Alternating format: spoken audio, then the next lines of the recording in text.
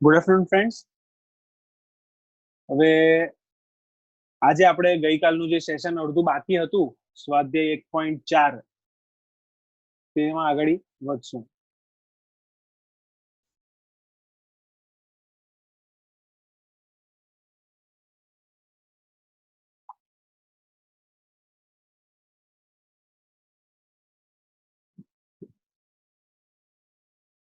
આપણે શું જોયું ગઈકાલે?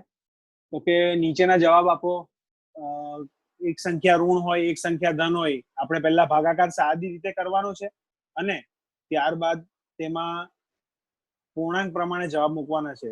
જો બે ઋણ પૂર્ણાંક આવશે તો આપણો જવાબ ધનમાં આવશે, એક ઋણ પૂર્ણાંક આવશે અને એક ધન પૂર્ણાંક આવશે તો આપણો જવાબ ઋણમાં આવશે.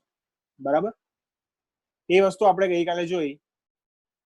પછી બીજું આપણે જોયું કે એક સમીકરણ તમને ચકાસવા આપ્યું હતું કે એમાં એક સંખ્યા ધન હતી, એક સંખ્યા ઋણ હતી, બીજી એક સંખ્યા ધન હતી અને એના આધારે તમારે બરાબર છે કે નહીં તે ચકાસવાનું હતું. ત્યારબાદ બીજો પણ એક એવો દાખલો હતો, તે પણ આપણે જોયો. હવે આજે જોઈએ ખાલી જગ્યા પૂરો. તો પહેલી ખાલી જગ્યા છે 369 ભાગ્યા ખાલી જગ્યા બરાબર 369. એનો મતલબ શું થયો કે 369 ને હું કોની સાથે ભાગું તો મારો જવાબ 369 એ પોતે જ આવે. તો એનો જવાબ આવશે 1. મેં તમને આગળ પણ આ વસ્તુ કીધી હતી કે કોઈ પણ સંખ્યાનો ભાગાકાર એક સાથે કરીએ તો એ જવાબ પોતે આવે. હવે અહીંયા 1 કેમ ખાલી આવશે, -1 કેમ નહીં આવે? તો એનું કારણ છે કે 369 એ શેમાં છે? ધનમાં છે. જવાબ સાઈડની વાત કરું છું તો ધનમાં છે ને આ બાજુ આપણે આપ્યું છે 369 એ પણ ધનમાં. તો હવે જો હું -1 મૂકીશ તો મારો જવાબ શું થઈ જાય? 369 માઇનસ થઈ જાય, જે પોસિબલ નથી.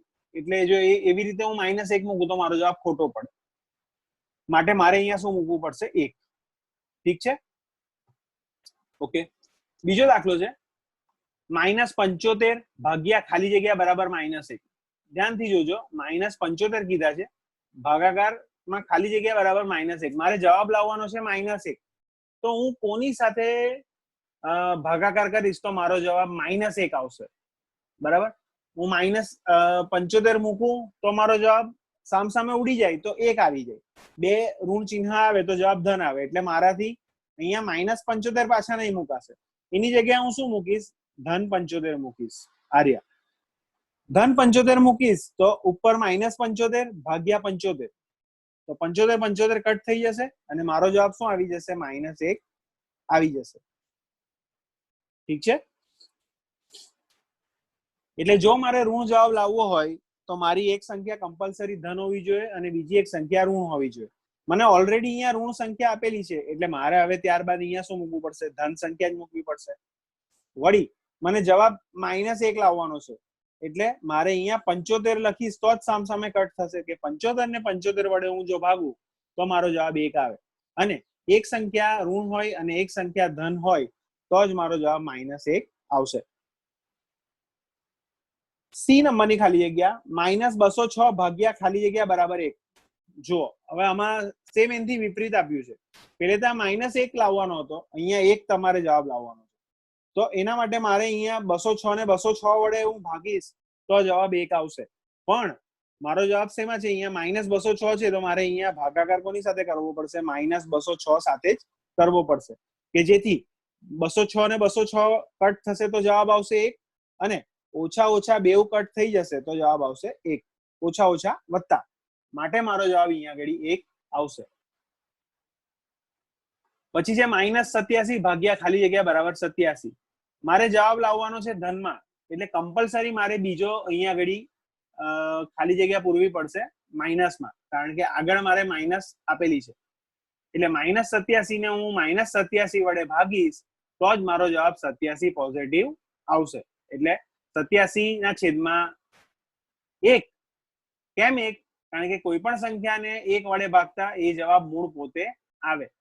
એટલે 87 ના છેદમાં 1 પણ કેવા? -1 કે જેથી 87 ના છેદમાં 1 કરતા જવાબ આવશે 87 અને બેઉ બાજુ ઋણ ચિહ્ન હોવાથી આપણો જવાબ કેવો થઈ જશે? ધન થઈ જશે. બરાબર, ત્યારબાદ છે ઈ નંબરનો દાખલો, ખાલી જગ્યા ભાગ્યા 1 બરાબર -87. જો અહીંયા શું કીધું છે, તમારે જવાબ લાવવાનો છે -87. તમને અહીંયા ઘડી આપ્યો છે ધન, એનો મતલબ કે હવે મારે અહીંયા એવી સંખ્યા મૂકવી પડશે કે જે માઇનસ હોય. તો કોઈ પણ સંખ્યાને 1 વડે ભાગતા એ સંખ્યા પોતે આવે, તો એ સંખ્યા પોતે છે તે કઈ છે? -87 છે. તો અહીંયા ઘડી હું કઈ મૂકી દઈશ? -87 મૂકી દઈશ. મારો જવાબ અહીંયા શું આવવો જોઈએ? -87 હું મૂકીશ તો -87 ભાગ્યા 1 બરાબર -87. જો હું ખાલી 87 મૂકું તો ખોટો પડે. કેમ? તો કે બેઉ બાજુ ધન હોય તો જવાબ કેવો થાય? ધન થાય.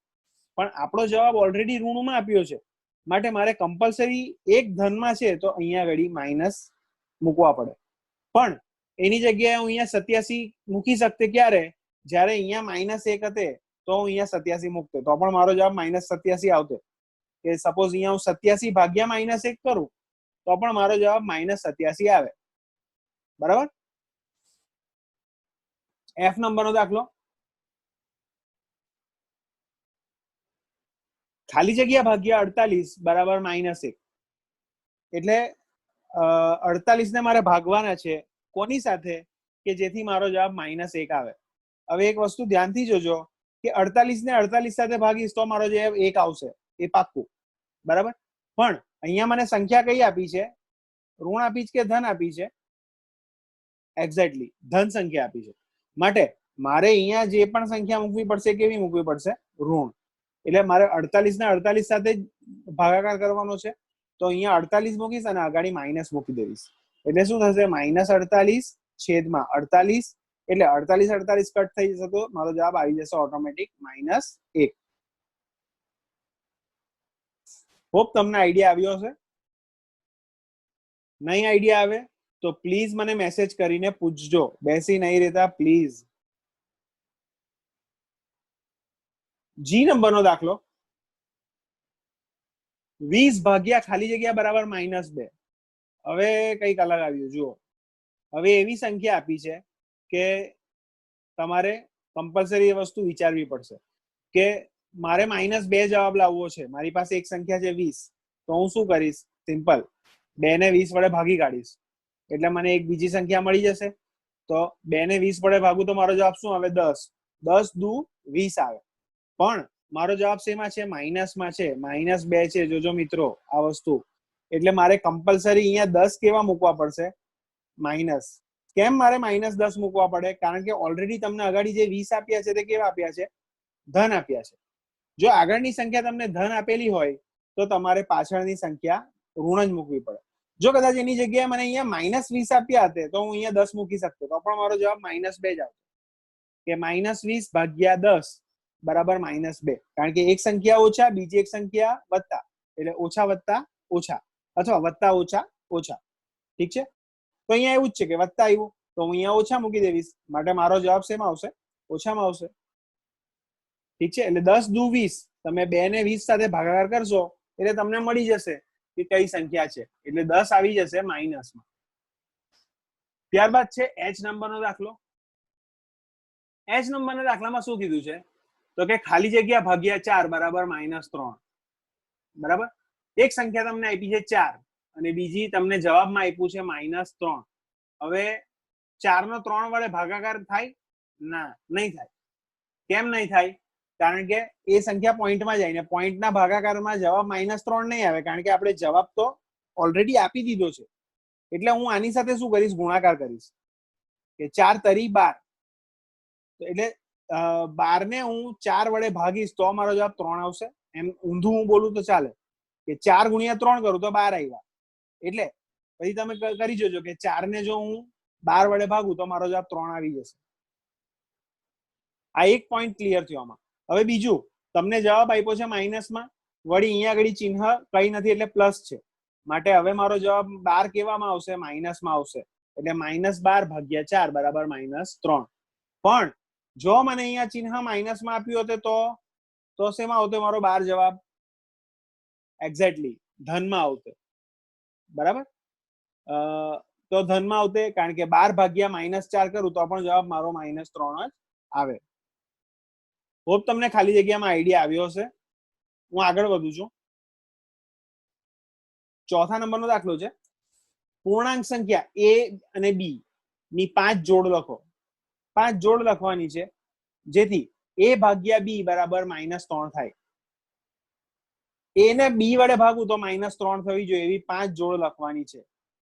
આવી એક જોડ છે 6 અને -2, એટલે કે 2 તરી 6 અને સંખ્યામાં એક ચિહ્ન ધન છે એક ચિહ્ન ઋણ છે, માટે તમારો જવાબ -3 આવશે. 6 ને હું 2 વડે ભાગાકાર કરું તો મારો જવાબ -3 આવે.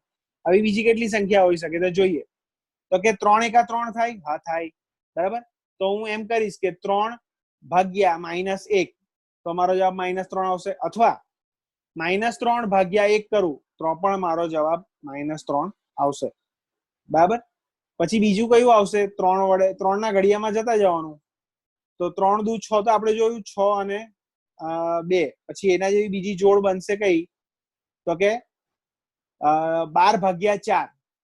તો એમાં 12 માઇનસ લઉં અથવા ધન લઉં તો બીજી સંખ્યા ઋણમાં લેવાની, એટલે કે 12 ધન લઉં તો 4 મારે ઋણમાં લેવાના, એટલે 4 તરી 12 થશે, તો પણ મારો જવાબ -3 આવશે. ઠીક છે. ત્યાર પછી બીજી એક જોડ કઈ આવશે? તો કે 5 તરી 15.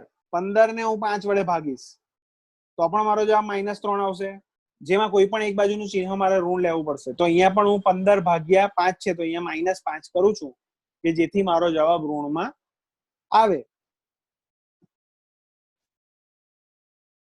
એવી જ બીજી છે 6 તરી 18, પછી 7 તરી 21, બરાબર. તો આ પ્રમાણે તમે મૂકી શકો છો કે 18 -18 અને 6, અથવા 18 -6 અને 21 ને -7, અથવા -21 અને 7 એ પણ સાચો પડશે. તો તમારો જવાબ -3 આવશે બધામાં, બરાબર. આવી કેટલી થઈ ગઈ? 5 જોડ થઈ ગઈ. ઠીક છે.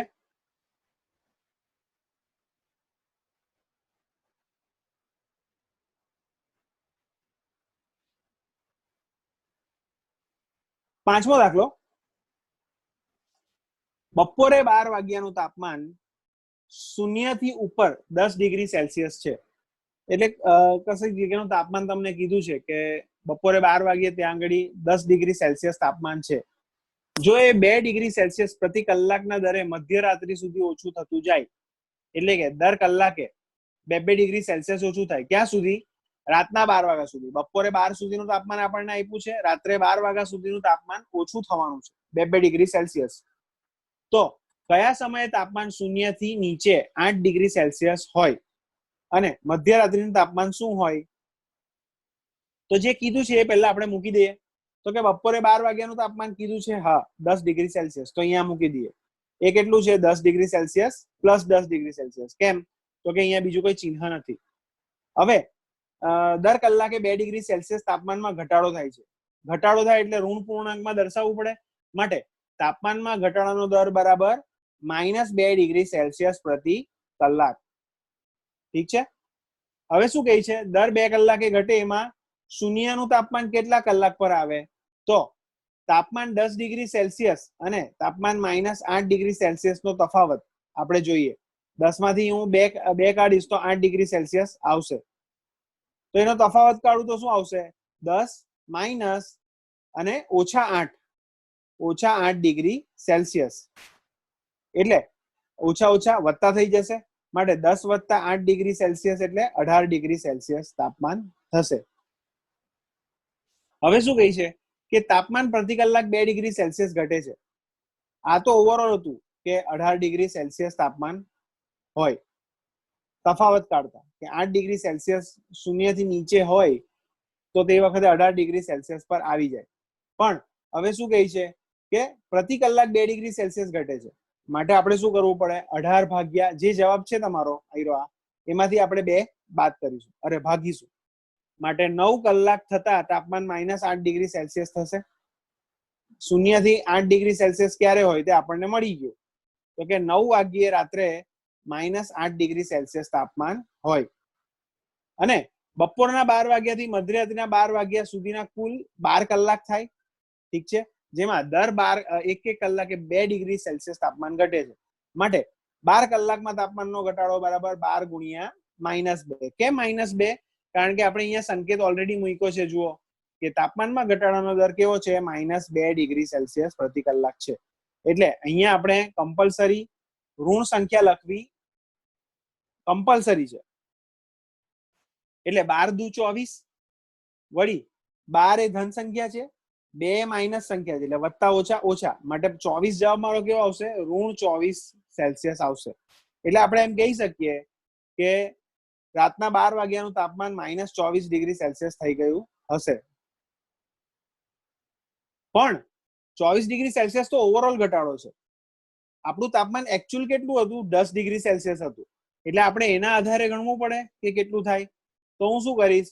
તો કે મધ્યરાત્રિનું તાપમાન બરાબર 10 ડિગ્રી સેલ્સિયસ વત્તા -24 ડિગ્રી સેલ્સિયસ, એમાં ઉમેરો કરી દેવીશ એ તાપમાનમાં. એટલે 10 વત્તા મારો જવાબ જે આવ્યો -24 ડિગ્રી સેલ્સિયસ તે મેં ઉમેર્યા. એટલે અહીંયા આગળ સાઈન બદલાશે, વત્તા ઓછા ઓછા, એટલે 10 માંથી 24 બાદ થશે, તો 24 માંથી 10 જાય તો 14 ડિગ્રી સેલ્સિયસ આવશે. પણ કેવા? મોટી સંખ્યાનું ચિહ્ન માઇનસ છે, માટે -14 ડિગ્રી સેલ્સિયસ તાપમાન ગણાય. ઠીક છે. આના આધારે તમને મળી જશે કે મધ્યરાત્રિનું તાપમાન -14 ડિગ્રી સેલ્સિયસ છે. જો તમે આટલેથી અટકી ગયા -24 ડિગ્રી સેલ્સિયસ, તો એ તમારો જવાબ નથી. આ તો એક અનુમાન છે કે ઓવરઓલ જો 2 ડિગ્રી સેલ્સિયસ પ્રતિ કલાક ઘટતું હોય તો 12 કલાકની અંદર તાપમાન કેટલું ઘટ્યું, તો એ 24 ડિગ્રી સેલ્સિયસ છે. પણ એ વખતે રૂમનું એકચ્યુઅલ તાપમાન તો 10 ડિગ્રી સેલ્સિયસ હતું, તો એ પણ આપણે નકારાય તો નહીં જ ને. એટલે એને આપણે અંદર આવરી લેવા માટે શું કરવું પડે? એડ કરવું પડે. માટે 10 ડિગ્રી સેલ્સિયસ વત્તા -24 ડિગ્રી સેલ્સિયસ મૂક્યા. એટલે ત્યારબાદ ચિહ્ન બદલાઈ ગયા અને એને લીધે આપણો જવાબ આવી ગયો -14 ડિગ્રી સેલ્સિયસ.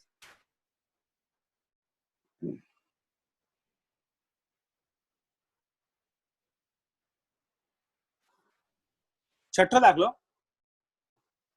વર્ગ પરીક્ષામાં +3 ગુણ દરેક સાચા જવાબ માટે અને -2 ગુણ દરેક ખોટા જવાબ માટે આપવામાં આવે છે. અને કોઈ પણ સવાલના જવાબ માટે જો પ્રયત્ન ન કરવામાં આવે તો તેને એક પણ ગુણ આપવામાં આવતો નથી. 3 વસ્તુ છે. એક તો સાચો જવાબ પડે તો 3 માર્ક મળે, +3. ખોટો જવાબ પડે તો -2 માર્ક મળે. અને એક પણ જવાબ નહીં આપે, એટલે કે જો જવાબ જ નહીં આપે તો 0 માર્ક મળે, એટલે નેગેટિવ માર્ક નહીં જાય. પહેલો સવાલ, રાધિકાએ 20 ગુણ મેળવ્યા. જો તેણે 12 સાચા જવાબો આપ્યા હોય તો તેને કેટલા જવાબ ખોટા છે? રાધિકાના ગુણ આપી દીધા છે, એના સાચા જવાબ આપી દીધા છે. તમારે ખોટા જવાબ શોધવાના છે. આ વસ્તુ ધ્યાન રાખજો, અટવાઈ જવાય એવું છે. એટલા માટે હું તમને ખાસ ચેતવીને કહું છું કે વસ્તુ કઈ કઈ આપી છે, કેટલી આપી છે, એ તમે લખી દો કે જેથી પછાડીથી તમને તકલીફ નહીં આવે. તો જેટલી વસ્તુ આપી છે આપણે અહીંયા લખી દઈએ. તો કે વર્ગ પરીક્ષાના દરેક સાચા જવાબના ગુણ +3, પછી વર્ગ પરીક્ષાના દરેક ખોટા જવાબ માટેના ગુણ -2. ઠીક છે.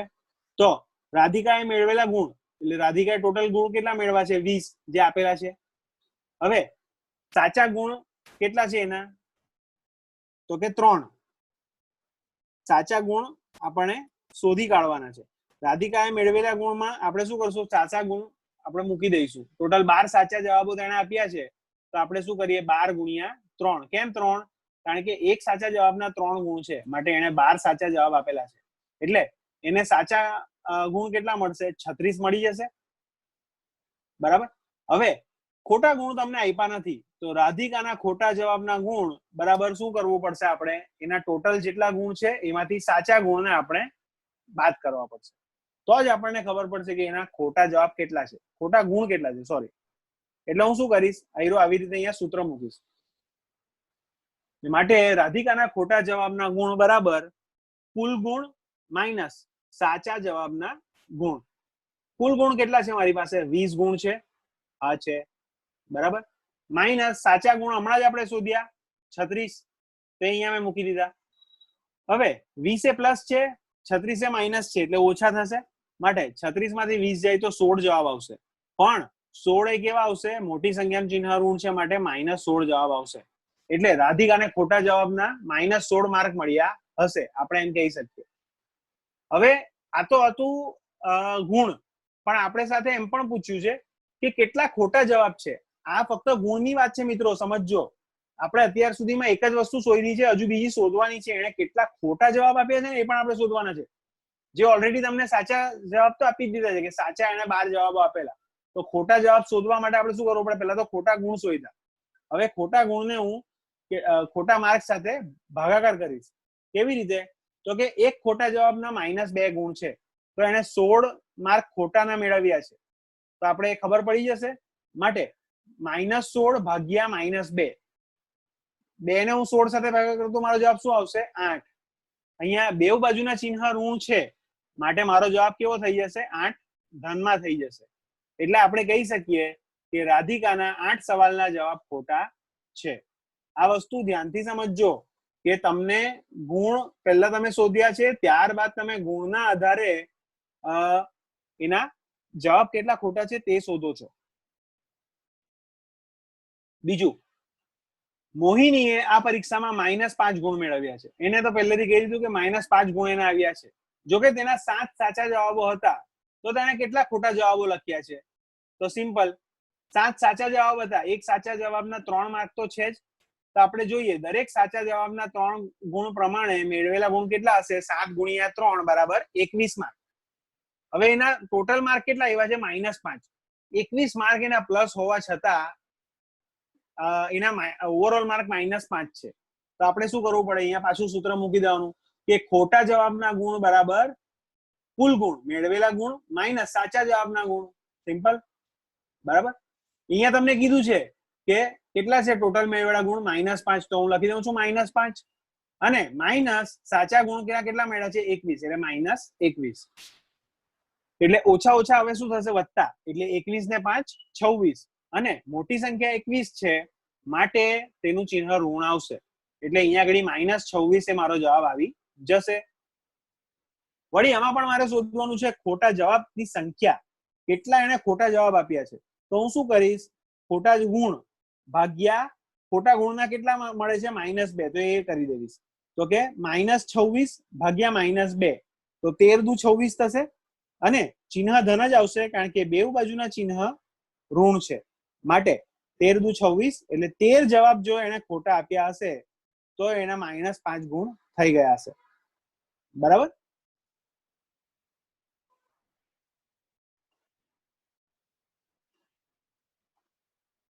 સાતમો દાખલો, એક લિફ્ટ એટલે કે એલિવેટર 6 મીટર પ્રતિ મિનિટ ના દરે ખાણમાં ઉતરે છે.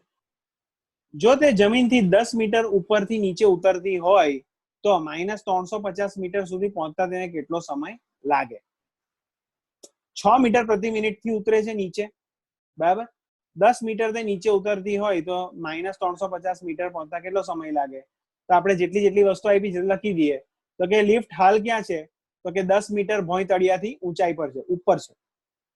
લિફ્ટને ભોંય તળિયેથી 350 મીટર લઈ જવાનું છે, એટલે શું કરવું પડે?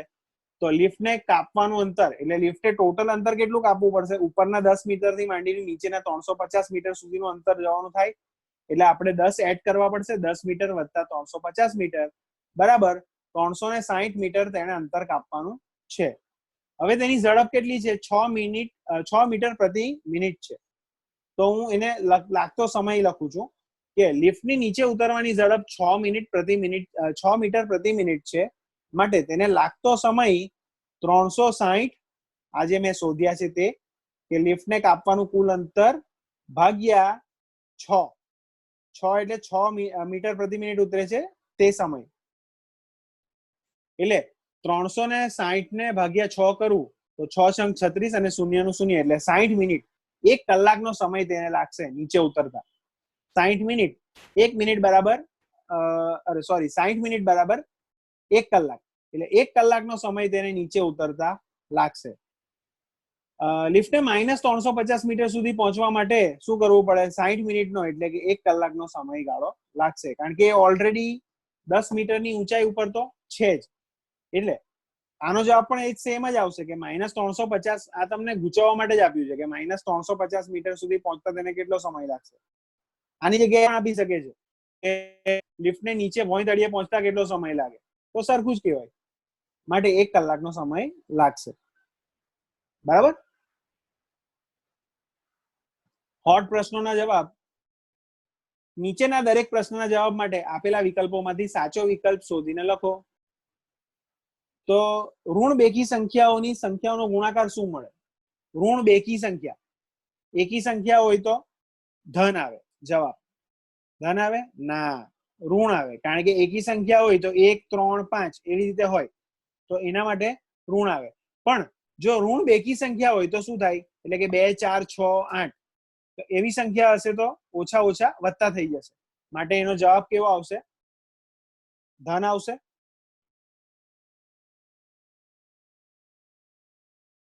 અહીંયા ખોટો આપ્યો છે, સી નહીં આવે, અહીંયા આગળ આવશે ડી, ધન આવશે.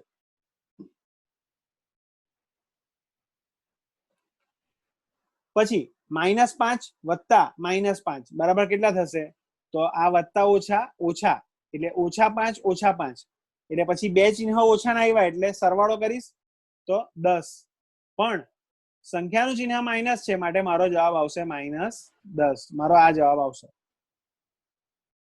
ત્યારબાદ છે 5 ગુણ્યા મોટા કૌંસમાં -4 વત્તા -3 બરાબર. 5 ગુણ્યા -4 વત્તા ખાલી જગ્યા ગુણ્યા -3 વિભાજન કર્યું છે.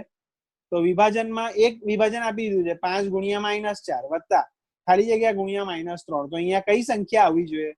એક સંખ્યા અહીંયા 5 છે તો અહીંયા બી 5 આવવી જોઈએ. 5 ને આનો મતલબ શું થાય કે 5 ને હું -4 સાથે પણ ગુણાકાર કરું છું વત્તા આ વત્તા જે અહીંયા છે તે વત્તા આવ્યું. 5 ને હું -3 સાથે પણ ગુણાકાર કરું છું તો અહીંયા આગળ 5 નથી તો હું અહીંયા 5 મૂકી દઈશ જેથી મારો જવાબ આવી જશે. માટે આનો આન્સર છે સી. પછી 719 ગુણ્યા 10 ગુણ્યા 0 તો મારો જવાબ શું આવશે? તો સિમ્પલ, કોઈ પણ વસ્તુનો શૂન્ય સાથેનો ગુણાકાર શૂન્ય આવે. કેવી રીતે? જો હું 719 ને શૂન્ય સાથે ગુણાકાર કરું તો શૂન્ય, અને શૂન્ય ગુણ્યા 10 કરું તો પણ મારો જવાબ શૂન્ય. એટલે આ બાકીના બધા ઓપ્શન ખોટા છે. છેલ્લો ડી ઓપ્શન સાચો છે. પછી -99 ગુણ્યા 100 તો સિમ્પલ, કઈ વાંધો નહીં. 99 એકા 99 અને 2 મીંડા અને એક સંખ્યા ઋણ છે બીજી સંખ્યા ધન છે માટે મારો જવાબ શેમાં આવશે? 99 માઇનસમાં આવશે. એટલે આઈડિયા આપણો અહીંયા આગળનો ઓપ્શન જો જોવા જઈએ તો એમાં એવું કીધું છે કે -99 નથી આપ્યા, પણ આ પ્રમાણે એને વિભાજનનો ક્રમનો ગુણધર્મ કીધો છે કે -99 અહીંયા પહેલા છે અને 100 પછી છે. તો આમાં શું થશે? 100 પહેલા આવશે અને -99 પછી આવશે. તો એ પણ સાચો છે. માટે ડી એ તમારો સાચો જવાબ આવશે. ઠીક છે. તો મિત્રો આ સાથે તમારું સ્વાધ્યાય 1.4 ચોપડીનું કમ્પ્લીટ થાય છે. પ્રેક્ટિસ બુકનું આપણે બહુ જલ્દી જોઈશું. બરાબર. આ તમારે સંપૂર્ણ મને કરીને બતાવવાનું રહેશે. જ્યાંથી બાકી છે ત્યાંથી ચાલુ કરી દેજો. બરાબર. આ સાથે આજનું સેશન એન્ડ કરું છું. Thank you very much.